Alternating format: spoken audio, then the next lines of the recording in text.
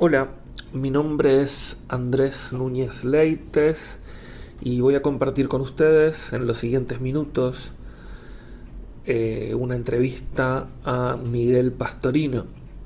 Miguel Pastorino es filósofo y docente universitario. eh, ha tenido especial relevancia su opinión en este tiempo en relación con el tema que nos convoca en este caso, que es el proyecto de legalización de la eutanasia y el suicidio médicamente asistido. Gracias, Miguel, por participar y bienvenido. Muchas gracias, Andrés. Es un placer compartir contigo y bueno, gracias por la oportunidad. Me parece que uno de los problemas que tenemos en la sociedad es que temas como este, que no es un tema estrictamente médico o jurídico, sino que es un tema político, es un tema que tiene que ver con, no con la política partidaria, sino con la política en el sentido amplio, ¿no? Con la polis. Es un tema que nos compete a todos. Y creo que entre los diversos ámbitos de la sociedad, tanto a nivel de la medicina como a nivel político o a nivel jurídico, a veces no todo el mundo aborda en profundidad el tema. Y creo que todos necesitamos, yo también, o sea, seguir profundizando en el tema, porque creo que a veces cuando se opina hay visiones demasiado simplificadas. Así que bueno. Te agradezco esta oportunidad porque creo que sin lugar a dudas, si algo necesitamos para un sólido y sereno debate, es profundizar y conocer más los matices y la complejidad del tema. En primer lugar, quisiera preguntar cuál es la visión filosófica, eh, ya sea explícita o implícita, presente en el proyecto que presentaron algunos parlamentarios para la legalización de la eutanasia y el suicidio médicamente asistido. Y además, ¿cuáles te parece que serían las consecuencias prácticas que se puedan prever a partir de de la aprobación de este proyecto? Bueno, en primer lugar, creo que la visión filosófica que a mí me preocupa no es particularmente solo la del proyecto, sino el contexto sociocultural y las corrientes de pensamiento que hoy de algún modo son hegemónicas en nuestra sociedad y que hace que esto no caiga de cualquier modo. En cuanto al proyecto, creo que tiene una postura más bien liberal fuerte, es decir, casi podríamos decir ultraliberal, en cuanto a dos temas, ¿no? En una concepción de la libertad, a mi gusto, muy idealista, de la autodeterminación del sujeto y particularmente del paciente como si fuera una persona totalmente libre de cualquier condicionamiento. Creo que es muy ingenua esa visión, muy idealista, muy en los papeles, pero creo que en la realidad las personas que sufren una enfermedad terminal o sufrimientos graves de todo tipo, justamente están condicionados fuertemente por factores de todo tipo, emocional, económico, a veces por una gran baja autoestima, por episodios depresivos que obviamente condicionan una decisión en algo que es irreversible, como es la muerte, ¿no? Entonces creo que hay una visión muy idealista de la libertad, que pretendiendo defender la libertad en realidad puede terminar eh, invirtiendo lo que predica, es decir, quitándole libertad a la persona bajo presiones de una posibilidad de un suicidio asistido, cuando en realidad eh, la persona lo que necesita en ese momento es otros horizontes, necesita acompañamiento. Entonces yo creo que eh, hay una mirada sobre la libertad, a mi gusto, muy idealista. Eso en primer lugar. Y después una concepción de la dignidad humana, que en esto hay varias bibliotecas. Yo creo que la concepción de la dignidad humana es un tema discutido en filosofía, pero los derechos humanos se apoyan en una concepción de la dignidad humana como algo que tiene todo ser humano, no por sus capacidades ni por su condición. Es decir, es como algo inherente a la condición humana, la dignidad que debe protegerse y se debe velar por ella. Los derechos humanos se apoyan en esta visión, que no es un punto de vista metafísico, claramente. No, los derechos humanos no definieron qué se entendía por dignidad, pero se presupone que es algo inherente a todo ser humano. Esto quiere decir que una persona por su condición física, emocional, psicológica, por una discapacidad, no perdería dignidad. Porque entonces la dignidad humana, como ha pasado en otros episodios terribles de nuestra historia reciente, en el siglo XX, que alguien es considerado menos digno y por lo tanto su vida valdría menos. Es decir, la vida humana no puede valer menos bajo ninguna condición, ¿no? Por lo menos esto es lo que yo estoy convencido y gran parte creo del pensamiento occidental ha ido en esta línea y ha influido la filosofía del derecho, ¿no? La ha marcado profundamente. Otra concepción de la dignidad que se ha desarrollado en la modernidad tiene que ver con la dignidad vinculada estrictamente a la libertad, es decir, a la capacidad de autodeterminación. Esto nace con Pico de la Mirándola, ya en el humanismo, a comienzos de la época moderna, pero que se va reafirmando en una idea donde la dignidad va unida a la libertad. Entonces parecería que si hay menos libertad hay menos dignidad. Pero bueno, es una visión que me parece que atraviesa el proyecto, donde hay vidas que podrían ser consideradas no dignas. Claro, por uno mismo, ¿no? No por otros. Pero este es el problema de los proyectos de eutanasia. Llegará un día en que también cuando la persona no está en sus capacidades de tomar una decisión y alguien decide por ella, quien decide el criterio de cuándo una vida es digna o no es digna, me parece sumamente peligroso. Como ha pasado en Holanda, ¿no? Donde personas con discapacidades o con demencia, eh, bueno, el médico, a fin de cuentas, con una legislación que se va ampliando cada vez más, termina decidiendo qué vidas no son dignas de seguir viviendo, ¿no? Y entonces ahí estamos en algo que, a mi criterio, es muy peligroso, ese pensamiento. Y esto además entra dentro de un contexto cultural mucho más amplio, donde vivimos en una sociedad marcada por una mentalidad pragmática, donde lo que importa, o una visión de la ética muy pragmática, donde lo que interesa es que la vida sea de goce, de placer, de bienestar, y si no, no es una vida que valga la pena. Entonces, con ese criterio hay muchísima gente con profundas frustraciones por ese modelo de vida impuesto por una sociedad de consumo, y de un estilo de vida idealizado, donde además también vamos a aclarar hoy la vejez, la ancianidad, el deterioro físico, los límites que impone la enfermedad y la edad, son negados, son invisibilizados, no se los quiere ver. De ahí el maltrato existente que hay hoy a los ancianos es preocupante, porque estamos en una cultura, no lo podemos olvidar, y cuando se legisla no en la luna, sino en una situación concreta, en una sociedad concreta, y estamos abriendo la puerta justamente a una cultura del descarte, ¿no? De las personas, donde nadie dice que eso está en el proyecto de ley, en la intención, pero estamos en un contexto cultural donde vemos y vivimos cotidianamente con esa mirada que hay de cierto desprecio por la vejez, ajena y propia, ¿no? Donde no queremos ver esa realidad. Y bueno, claramente es lo que Adela Cortina, la filósofa española, ha llamado la gerontofobia, ¿no?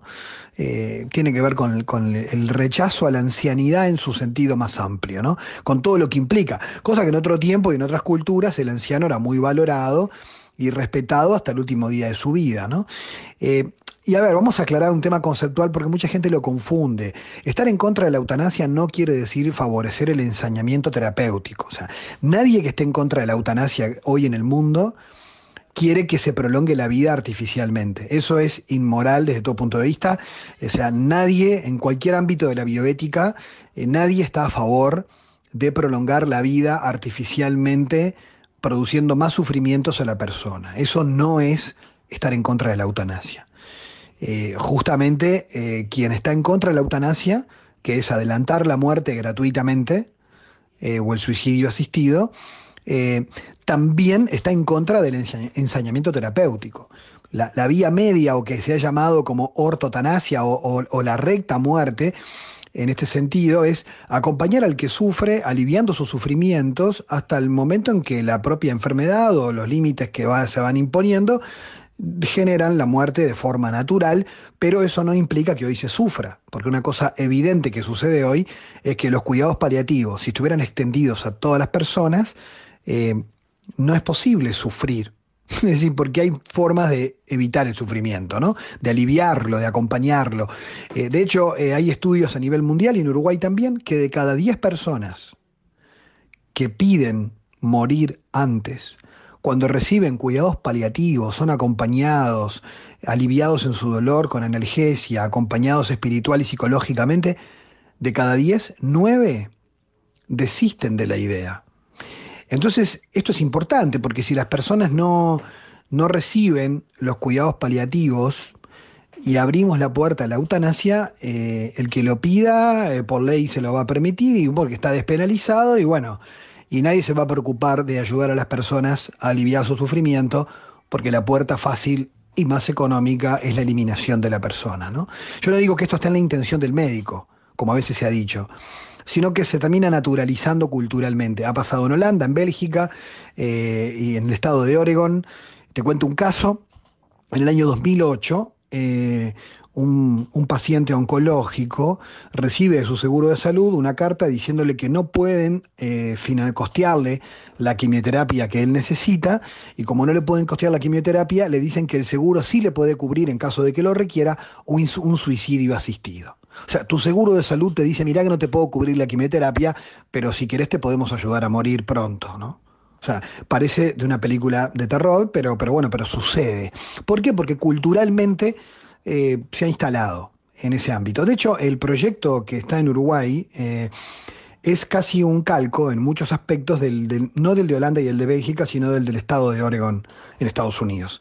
O sea, se empezó por unas pequeñas cosas, unos pequeños cambios. Se abrió la puerta y cuando se abre la puerta, después viene lo que se llama la pendiente resbaladiza. Algunos dicen que con esto uno tiende a asustar, pero es un hecho, o sea, es una evidencia empírica en otros países. ¿Y qué nos dice a nosotros que nosotros nos vamos a quedar quietos solamente con abrir la puerta solo para algún tipo de caso y no para más casos que las situaciones lo vayan pidiendo, ¿no? Y reclamando, además, olvidando y dejando para el olvido los cuidados paliativos, ¿no? Yo creo que eso es un problema. eh, y acá ya te estoy contestando un poco a las consecuencias prácticas, ¿no? que se pueden prever. Bueno, algunos están diciendo, incluso en el ámbito político, bueno, vamos por las dos cosas, cuidados paliativos y eutanasia, que la gente elija. Que en realidad ahí le estoy quitando la posibilidad de elegir, porque al decir, te pongo las dos opciones, como los cuidados paliativos son más costosos, no hay suficientes profesionales, no se van a extender realmente, la única opción va a ser sufrir o eutanasia. Entonces, claramente le estás inclinando la balanza a la eutanasia a un montón de gente que no va a tener la posibilidad de ser protegida, de ser cuidada y de ser aliviada. Entonces, se está predicando por ahí que hay una falsa oposición entre cuidados paliativos y eutanasia. Y esto es incorrecto. O sea, por supuesto que se oponen. Le puedes preguntar a cualquier médico paliativista si los cuidados paliativos apuntan a la eliminación del sufrimiento. No importa lo que se haga, se hace todo para eliminar el sufrimiento de la persona. Y hay estudios que muestran que la sedación paliativa no adelanta la muerte, como algunos dicen por ahí. No adelanta la muerte. Es la propia enfermedad la que termina con la persona. La sedación lo que hace es a veces inducir un coma, pero es decir, pero no, o sea, para que la persona no sufra, ¿sí?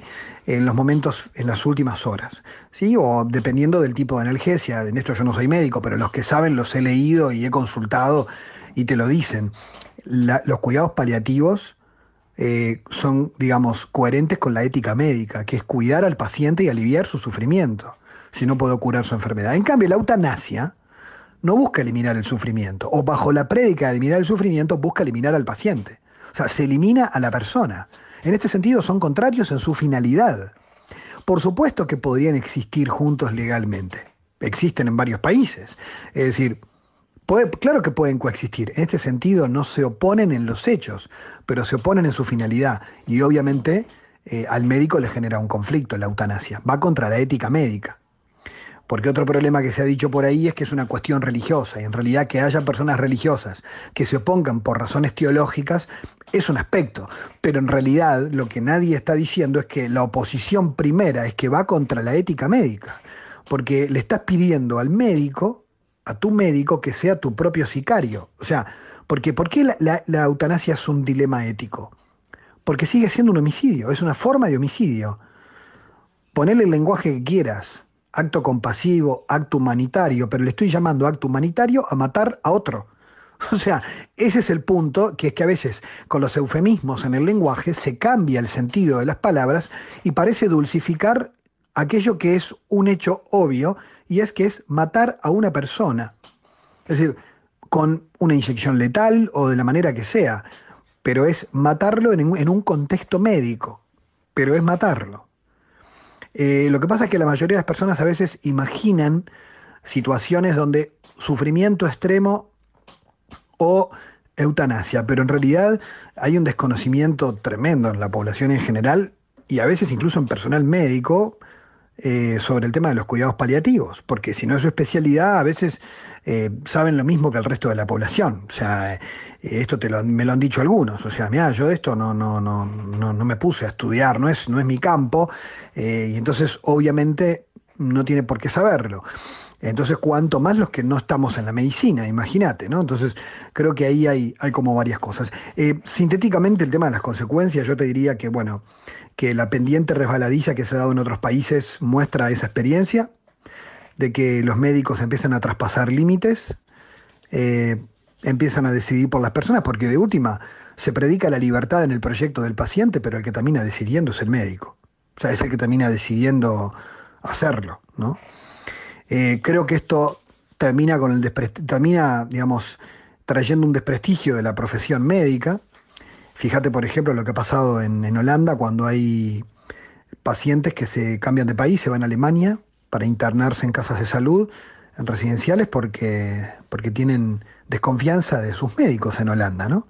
Y hay testimonios de varios ancianos que se cambian de país por no caer en manos de un sistema de salud que muchas veces, para que haya más camas libres, deciden que alguien ya no merece la pena que siga viviendo porque ya tiene más de 80 años o más de 75 o porque es depresivo o porque es demente, etcétera, etcétera, ¿no? O sea, y esto no es una película, esto es la realidad, ¿no? Entonces hay un desprestigio de la profesión médica claramente. Y bueno, y creo que además eh, le tiramos un salvavidas de plomo a los pacientes cuando a veces se sienten, la mayoría de ellos se sienten una carga para su familia, a nivel económico, a nivel emocional.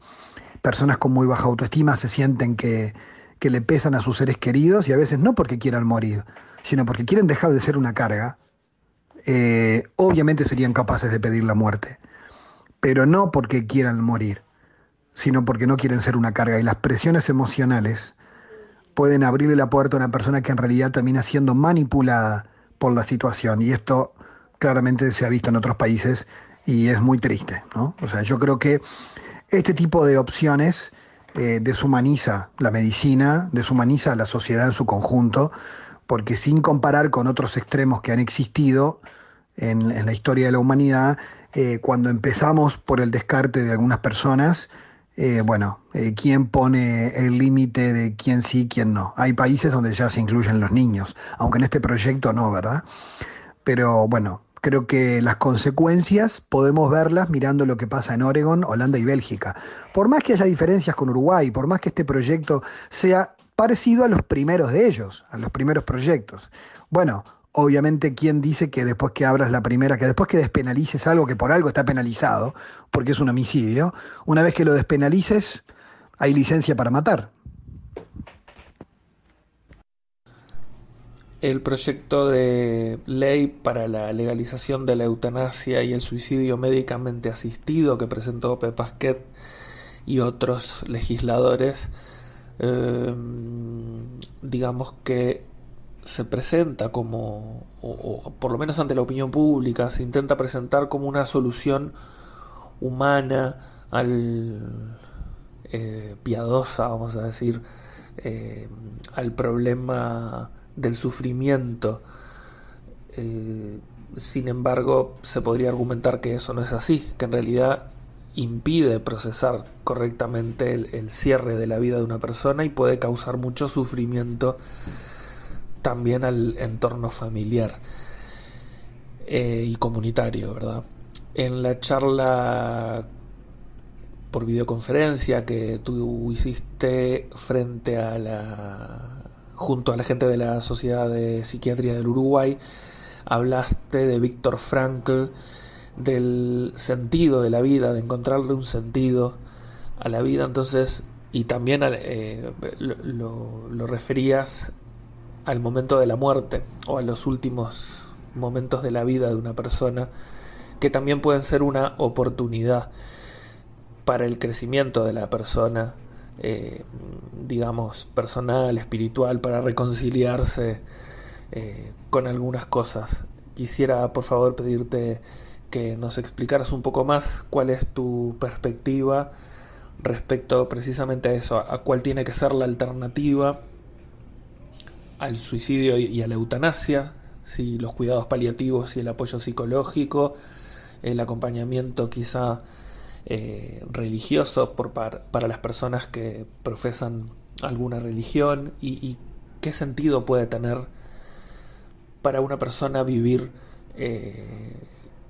su acercamiento a la muerte sin precipitarlo médicamente, sin interrumpirlo.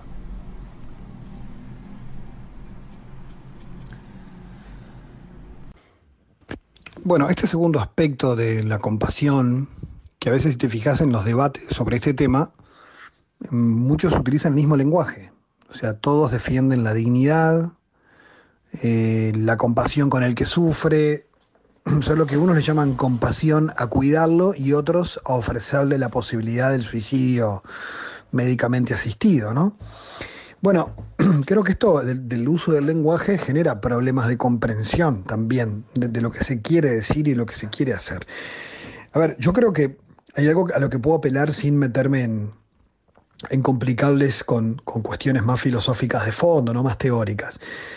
Sencillamente, en nuestra experiencia cotidiana, si bien todos respetamos la libertad de las personas, de que alguien puede hacer de su vida lo que quiera, siempre y cuando no haga un daño a otros, o no sea, bueno, o justamente no se haga un gran daño a sí mismo, y a partir de este sentido común que tenemos en nuestra civilización occidental, es que cuando vemos que alguien, si es que vemos a alguien que se quiere suicidar, siempre naturalmente tratamos de disuadirlo. No es que le obligamos a vivir, pero justamente como la muerte es algo que a cualquiera le puede venir en cualquier momento, lo que se supone es que mientras hay vida hay posibilidades de cambio y entendemos que la gente que se quiere suicidar no quiere acabar con su vida porque es la única que tiene, sino que quiere acabar con su sufrimiento o con el sinsentido que está viviendo. Y entonces, en general, la sociedad, los estados, los amigos, siempre se busca, hasta los psicólogos que trabajan en la prevención. ¿Por qué trabajamos en prevención del suicidio? ¿Estamos yendo contra la libertad de la gente? No, porque entendemos que sus vidas valen, tienen dignidad y hay que cuidarlas, y si ellos atentaran contra su vida, ayudarlos es ayudarlos a vivir, no es obligarlos a vivir. Otra cosa es cuando se predica como que se obliga a la gente a sufrir, eso sería el ensañamiento terapéutico, no tiene ningún sentido, ¿no? Eh, Me parece que aquí se olvida algo fundamental, o sea, se quiere despenalizar que el médico mate a su paciente, ¿no? O sea, esto va contra la ética médica de 2500 años, ¿no?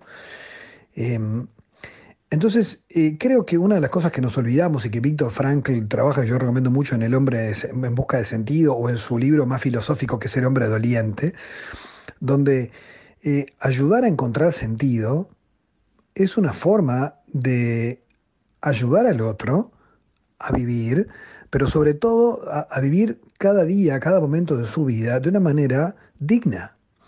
Porque hay estudios sobre los moribundos, de cómo las personas en la fase final de su vida viven etapas que ya están estudiadas, entre las cuales hay una fase depresiva, una fase de negación de la enfermedad, y donde las personas van haciendo su proceso y terminan en una etapa de reconciliación, de aceptación, donde las personas, los que se dedican a los cuidados lo saben, hacen un crecimiento personal en los últimos días de vida inigualable para muchísimas personas, que es fundamental en esa vida que termina y que tiene derecho a cerrarse de una manera más digna, justamente porque una manera más digna no es un acto veterinario.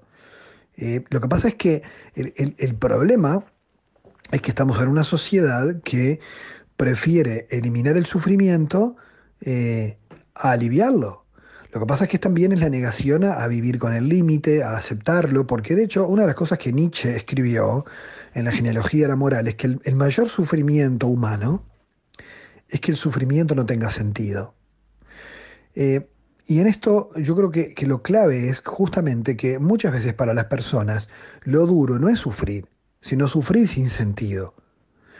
Porque a veces en medio de sufrimientos, no hablo físicos, ¿no? Porque hoy se puede calmar el dolor de múltiples formas, sino el sufrimiento más psicológico, más moral, más espiritual, muchas veces es una ocasión para cosas que también son muy positivas para la persona, para su crecimiento, para el vínculo con los otros, para el perdón. Es algo tan humano que a veces queremos como hacerlo desaparecer, ¿no? Eh, y en realidad la pregunta es, como sociedad, ¿queremos caminar hacia la deshumanización de la medicina, de los vínculos, o queremos tener vínculos más humanos y de mejor calidad, donde cuántas personas hay que incluso acompañando a un padre o a un abuelo con demencia, aunque la persona ya no es consciente de muchísimas cosas, sin embargo, la experiencia del cuidado humaniza al cuidador también, ¿no? Yo creo que olvidamos esta dimensión social de los cuidados. Y además cuando se legisla, no se puede legislar para casos particulares, se legisla para el bien, para el bien social, para el bien común. Y aquí me parece que pensando en casos particulares, extremos, extraños, que habría que ver si existen, porque con los cuidados paliativos se suelen descartar, eh, estaríamos introduciendo a la sociedad en un camino sin retorno de descarte de personas de formas muy sutiles. Entonces, eh, y donde, como han dicho algunos autores de bioética, la eutanasia médica, clínica, es la consecuencia lógica de una eutanasia social. Es decir, los desamparados, los más pobres, los más olvidados, los que a veces son una carga para otros, eh, bueno, les abrimos la puerta para que se vayan pronto, ¿no? Porque incluso el proyecto actual de ley no dice solo enfermedades terminales con un dolor insoportable, dice sufrimientos insoportables, aunque sean de orden psíquico. O sea, que un joven de 18 años cuya vida no tenga sentido, estoy pasando por una gran depresión y que de repente no ha sido diagnosticado o, bueno, o persiste en una actitud de negación ante la vida, deberíamos nosotros facilitarle un suicidio asistido.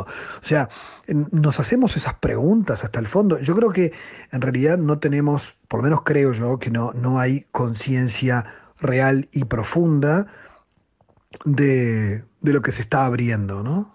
Con esta idea, ¿no? Me parece que no tiene que ver con cuestión de la libertad del paciente, que además tenemos una excelente ley de voluntad anticipada, donde las personas pueden ya prever mucho antes de un desenlace terrible, no ser, no recibir tratamientos innecesarios o que ellos simplemente no quieren padecerlos, y uno puede preverlo. O sea, entonces, en otros países donde se plantea la eutanasia no tienen leyes como la de voluntad anticipada que protege tanto la autonomía del paciente y su libertad de decisión. Ahora, volviendo a algo que te decía antes, ¿realmente quieren morir? E incluso la persona que pide el suicidio asistido. O sea, ¿quién va a discernir eso? ¿El médico? El médico tiene una especie de omnisciencia que puede decir, no, esta persona de verdad quiere morir.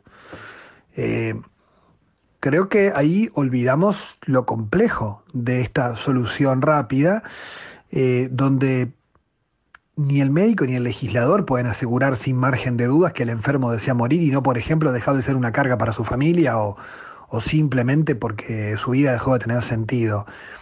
¿No sería mejor que alguien le acompañara?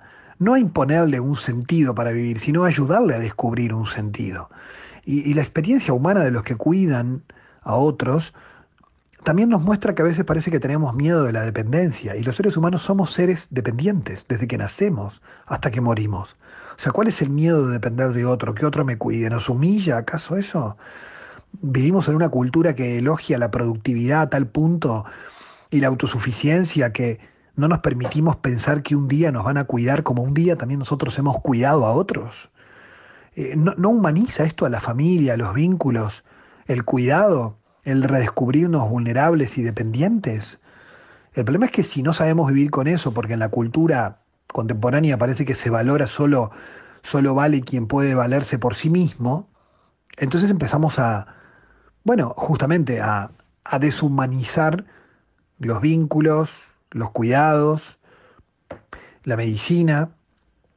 Creo que ayudar a la gente a vivir con sentido, ayudarle a encontrar un sentido para vivir, es un acto solidario muy grande, del que exonerarse puede ser también un seguir creciendo en un individualismo feroz que ya hoy genera muchos flagelos sociales cuando no podemos mirar al costado y compadecernos del sufrimiento del otro, ¿no? Es más, tanto no queremos ver el sufrimiento del otro que preferimos que se elimine, ¿no?